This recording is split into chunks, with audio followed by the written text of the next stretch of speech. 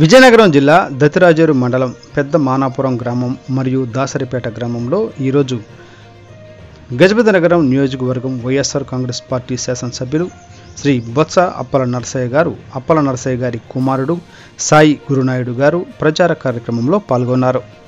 ఈ కార్యక్రమంలో వైఎస్ జగన్మోహన్ రెడ్డిని రెండవసారి ముఖ్యమంత్రి అయితేనే సంక్షేమ కార్యక్రమాలు మరియు రాష్ట్ర అభివృద్ధి పదంలో నడుస్తుందని అప్పల నరసయ్య గారు వ్యాఖ్యానించారు.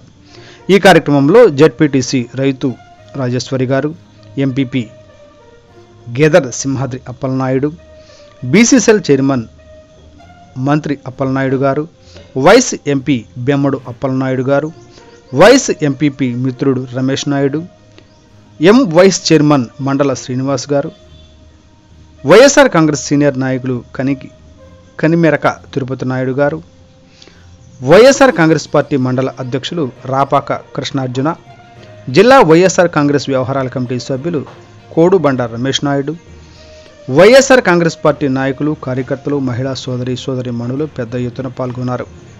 టుడే టీవీ రిపోర్టర్ చీరా రామకృష్ణ, దత్తి రాజేరు మండలం, విజయనగరం జిల్లా.